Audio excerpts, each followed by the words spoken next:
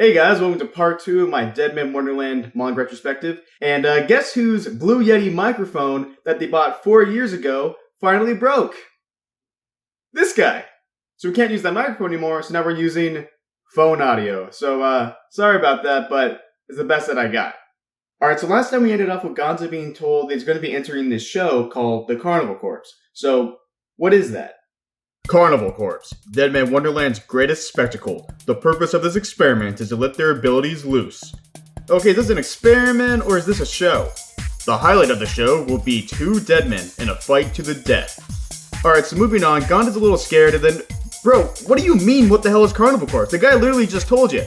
Alright, anyway, so predictably, Ganta gets his ass handed to him during this fight with Crow. Our boy may have grown up a little, but you know, he still has a body of a 14-year-old kid. We all know that 14-year-old kids are probably not going to win against an adult. Unless, of course, her name is Yusuke. So Ganta starts getting dizzy because of anemia, and it appears that Crow has won. But just like what Shiro says here, our boy gets back up, and through the use of a clever trick, he manages to win his first fight. After winning, he meets some more deadmen, and then we find out what happens to the losers of Carnival Corpse. They lose a body part. Ganta is clearly sickened by this, but for everybody else, they're okay. Also, during this time, Yu and Shiro are trying to figure out how to get to where Ganta is. However, there is a fan in the way. So Shiro causes a distraction, Yu gets the power shut down, and now the fan, as well as some other stuff in the sector, gets shut down as well. So Team Yu and Shiro really did some good teamwork here, and everything worked out. Oh, wait a minute. What's happening here? Alright, so if you haven't read the series before, or if you've just been mad shipping Ganta and Shiro this entire time without knowing what happens to them in the story, well, you know the red man? That guy that kills Ganta's friends and classmates? Well, that's Shiro. Shiro is the red man. Well, her alternate personality is, but still, this does make their love story a bit complicated. And what makes it even more complicated is that this reveal happens very early on in the story, and I actually think that that was a good idea. I think that really follows the mindset of the idea of showing the audience that there is a bomb underneath a table. However, the people sitting at that table don't know that there is one. We know that Shiro is the red man, but our main character Ganta, he doesn't know this at all. This dynamic makes the story really scary, and now every time after this revelation when we see Shiro, I feel genuinely afraid. Every time I see Shiro now, all I'm thinking is she okay? Hey, don't get too close to Ganta there, okay? He may not know what's going on, but I know what's going on, and so do a lot of other people, okay? So keep your distance. Don't you be trying to hurt my boy, okay? I'm watching you, alright? I'm watching you. Alright, so continuing the tournament arc, Ganta has to fight Mitsuki, who is Yu's sister. She gives this sob story, which is just a lie. Everything about her is just pretty much a bold-faced lie, and even Yu knows that she's a liar, and Ganta then kicks her ass. It's here that we are introduced to this rebel group within the Deadmen called Scarchain. So Scarchain wants to break out of the prison, and with a display, they are able to demonstrate that they have some power behind them. Ganta then joins Scarchain, and he joins in their attempt to break out. However, a traitor in the group stops it. This then leads to the formation of the second plan, and Ganta trained with his bro Senji in order to learn how to fight like a man. So after many confrontations with some of the most horrifying people imaginable, and also after many deaths of members in Scarchain, the group proves to be victorious. The group manages to deliver a flash drive to their associate on the outside that contains information about what is really going on in the prison, and they also escape. Except for Ganta. For some reason. Ganta says that he can't leave without his friend, Shiro. However, staying within the prison will also leave him vulnerable for scary things to happen to him. So what are the devastating effects of Ganta staying behind? Like, what's going to happen to them, especially since both Ganta and Shiro participated in a Deadman revolt? Oh, nothing really. Ganta gets put into solitary confinement, and we have a whole chapter dedicated to Shiro and Ganta's love. So it may seem a little odd to have a love chapter immediately after the Scarchain arc, but I'm just going to be honest here. The Ganta and Shiro love chapter is actually really good. It has Ganta feeling disillusioned because of all the deaths he's seen, and also has Shiro working really hard to make something that Ganta will like. This chapter provides a breath of fresh air after all the stuff that has happened, and it also ends off with a little reveal of what's in store for next time.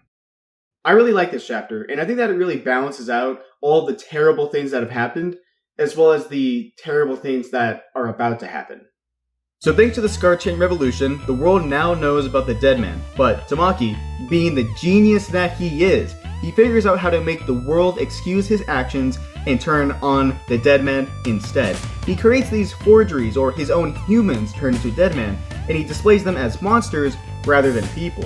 One of the forgeries just happens to be Azami. Also, we get introduced to this guy called Toto. He's going to be more important later on, so kind of just remember him for now. So after introducing these forgeries, do you think that Ganta and the gang are going to fight them? Of course! And guess what? During the first fight, the Deadmen are killing it! But Ganta knows something that the rest of the gang doesn't know, and that's the fact that the people behind these masks are just normal people. I mean, they are prisoners. I mean, they were sent to Deadman Wonderland for a reason, but unlike the other Deadmen that we've encountered so far, these people don't treat others like sadistic toys to be used. They literally could have been sent to Deadman Wonderland because they got caught dancing with Mary Jane. They are being controlled, and one of those people being controlled is Azami, Ganta's friend. And we all know that Azami is not like this. So when his group of friends are freaking killing it in this fight and are targeting Azami next, Ganta doesn't want her to die, and in a moment of desperation, he unleashes his most powerful blood bullet yet. This attack was so powerful that it knocked him out for 3 days, as well as caused all of his friends, except for Shiro, to turn against him. This to me seems like a good time to really explain what makes Ganta different than other heroes. So Ganta, like Luffy, Naruto, Goku, and Yusuke, is the representative of hope. That is their defining characteristic. However, unlike these other heroes, what makes Ganta so interesting and fun to read is that Ganta is hope within a tragedy, while these other people are hope within an action comedy. Terrible things happen in Dragon Ball and Dragon Ball Z. Cities and planets get destroyed, the original timeline has the androids taking control of the Earth and wiping out Gohan, and people die, including main characters such as Krillin, like multiple times. But these events are just jumps from the norm. At the heart of it, Dragon Ball and Dragon Ball Z are an action comedy. And the same can be said for One Piece.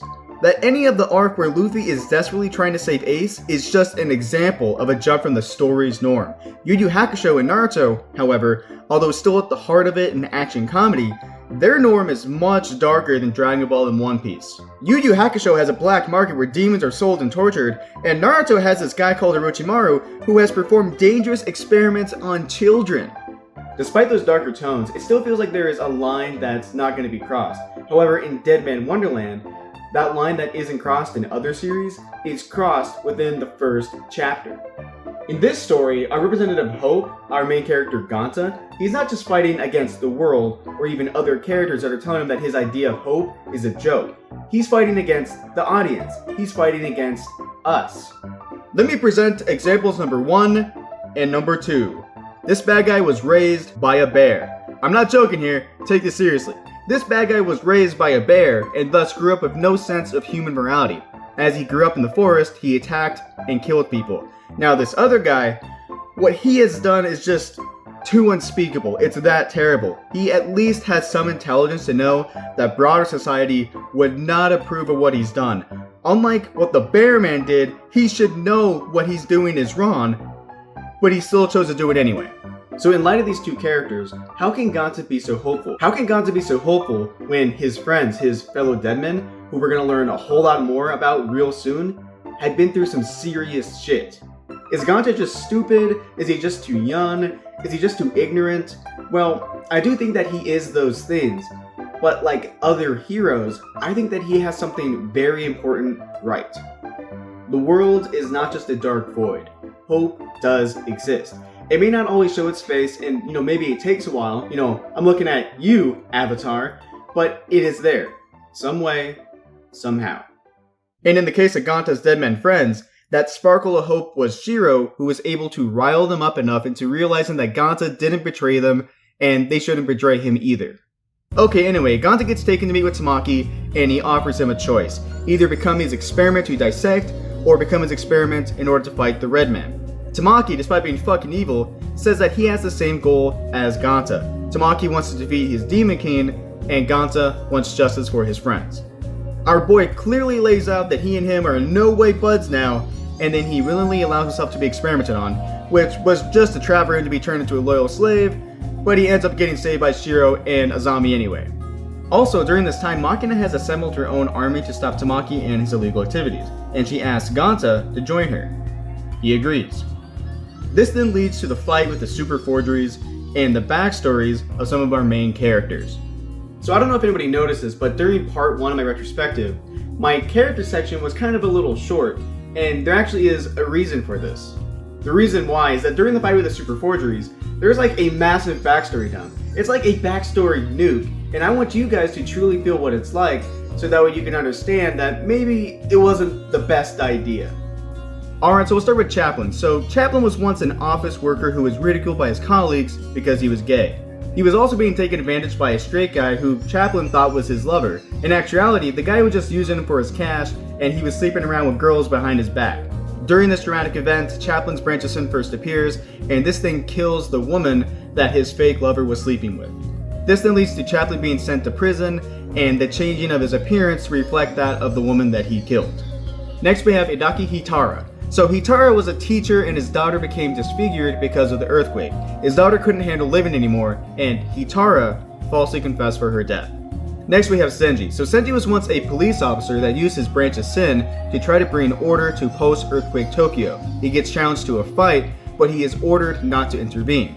The reason why is that in this post-earthquake Tokyo, crime is rampant, and even social order has become destabilized. Senji is a powerful individual because of his ability to bend blood, but he is also just a rookie. He was too important and too inexperienced when he was challenged, and as displayed by the police friends who decided to confront it themselves, he probably would have died. In the anime, apparently there is an episode that is dedicated to telling all of Senji's backstory. However, if you have seen the anime, then you know that some characters are really, the exclusion of some characters really makes the anime its own thing. So just based off the manga, this is all we know about Senji. We don't really get to learn what got him into Deadman Wonderland, but the fact that he is a dead man kind of seems sufficient enough to me. And we also don't get to really know like what effect or what extent that he had on restoring social order back to Tokyo post-earthquake. However, based off the fact that Senji can bloodbend and that he has a strong will and that his mentor really instilled the idea of being a proper policeman and restoring order, I think that it's possible to say that Senji may have had a big effect on restoring social order in Tokyo. Unfortunately, we don't really get to find out about that, but that's just something that I think is just interesting to think about. The only exception to the backstory nuke is Minatsuki. So with Minatsuki, unlike the other Deadman, her backstory does get more time to be revealed and explored. In fact, we learn a lot of stuff about her during her fight with Ganta in the Carnival Corpse. We learn that when the earthquake happened, Minatsuki's mother abandoned her. This abandonment caused her to become a liar and manipulator, and she even gets her brother to think that their father is abusing her, and at one point she convinces her brother that their father has actually sexually assaulted her. She then killed her father, and she was then sent to Deadman Wonderland, which then led to her brother Yu going on his mission to purchase her freedom. So the refortification of the events that caused Minatsuki to become lying and manipulative aren't just happening because there's just a backstory nuke going on and she might as well have hers told too. It's happening really to kind of combine her with everybody else going through this change, and that change being that hope exists and the world isn't a complete void. So with Minatsuki, I think that it worked really well here. We really had enough time to really look at her character and really think about her, but with everybody else, in my opinion, I think that it was just way too fast. So while these dead men are fighting the forgeries and getting their backstories explained, Ganta, along with Shiro, Azami, and this other guy that became friends with Ganta, head towards this machine that is controlling all of the forgeries. When they get there, it turns out that the true machine controlling the forgeries has moved to where Tamaki is, and also that this guy is a forgery that Ganta has to fight. Ganta and Shiro then work together to beat the guy up, and these two finally admit what everybody's been thinking. They finally say that they love each other. Man, this is great. Two lovebirds finally together. Except Shiro is still the red man. And after this conflict, the red man actually takes over. She and Ganta fight, and Ganta learns the truth. Tamaki is then defeated, Deadman Wonderland is closed down, and Ganta gets acquitted of the crime that he didn't commit. So from here, the story takes a different turn. We shift from how do we live through monstrosities to how do we live after monstrosities. And the best exemplar of this shift of tone, I think, is the relationship between Ganta and Shiro. So after Ganta is freed, he's asked to join this team to put an end to Shiro. He decides to join the team, and he then travels to the Deadman Wonderland prison. And while he's over there, Ganta and Shiro have a confrontation, and then Ganta and that guy Todo, remember him, well, they have a confrontation as well. In order to save Senji, Ganta agrees to be captured by Todo, and this leads to Todo revealing that if he wants to know more about Shiro, he can help him out. Ganta agrees. So for some reason, Ganta really hasn't figured it out yet, then when the bad guy says, "Hey, I can help you. Come along with me." Don't do it! Tamaki wanted to control Ganta's mind in order to make him his loyal slave, and now Todo wants to control Ganta's mind in order to take control of his body. Doing what the bad guy wants is probably not what Ganta should be doing. But besides that, doing this does allow us, the audience, as well as Ganta, to learn what exactly happened that made Shiro into the Red Man. So by using these two right here, Todo, or should I say the scientist that experimented on Shiro as a child, starts transferring his memories into Ganta. So Ganta's mother and this guy called Higurain Shiro, aka Todo, aka Tamaki's father that founded Deadman Wonderland in the first place, well, they were working on these medical nanomachines. They decided to use them on a human test subject, on a girl that they named Shiro. The nanomachines enable her to manipulate her blood at will, as well as regenerate. In effect, Shiro became immortal. During these years, terrible experiments were done on her, and in a way to cope with them, Shiro created an alternate personality, her Ace Man. During this time too, her only real friend was Ganta, and he had no idea what was being done to Shiro. However, one day came that Ganta did see something of the truth, and this caused him to run away, and in a way to cope, his mind repressed all of the memories of Shiro. That is why at the beginning of the story, Ganta doesn't remember Shiro. The truth is that he does, it's just that those memories are repressed or just put into his subconscious. And then after this, in addition to learning about all the terrible things that happened to Shiro, Ganta then discovers another terrible truth. And that truth is that all these terrible things were meant to happen to Ganta. However, Shiro was his replacement. It turns out that Ganta's mother planned to use her child in the nanomachine experiment. However, when Ganta was born, she couldn't allow herself to put her child through it. So she bought another child, that child being Shiro, and she made her Ganta's replacement.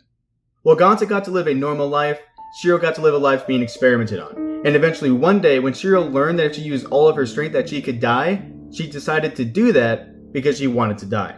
The release of this power was so massive, and it is what caused the Great Tokyo Earthquake. Despite Shiro's efforts though, she didn't die, and this led to Ganta's mother creating this thing called the Mother Goose System that prevented Shiro from using all of her powers ever again. Eventually, Ganta's mom died, and Shiro then started being taken care of by Hagir, now in the body of Tamaki's father.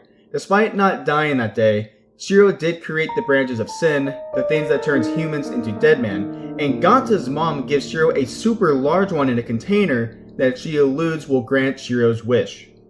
Later on, Shiro learns that Ganta is on a list of students who will be visiting the prison, and this then leads to Shiro confronting Ganta and infusing the special branch of sin so that he, the guy that she loves, can finally end her life. So now that we know exactly what has been going on, what happens next?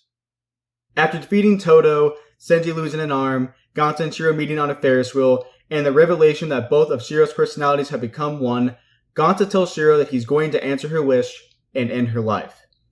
However, this is a lie. Ganta manages to get the upper hand, pun fully intended, and it looks like he's going to kill Shiro. However, he really is aiming for the incoming falling debris.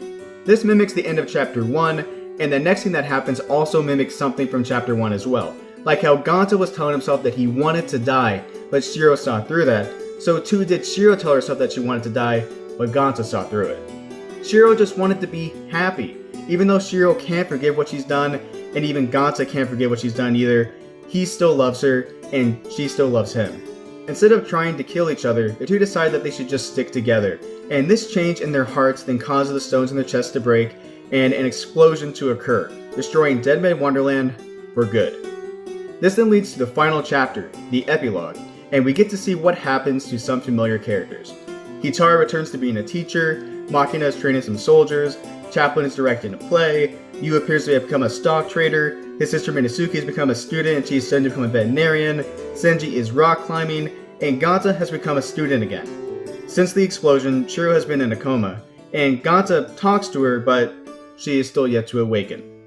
Ganta then walks away, and as he is walking in the street and admiring this feather falling off from a bird, we see that Shiro is now awake and smiling. This then ends the story. However, there are still many things that I have left unsaid. Just like in my previous manga retrospective, I believe that there is something that this series is trying to say, and I think that it relates to the story's central theme. Also, because of the story's central theme, I have kind of conflicting opinions about what the ending of the story means.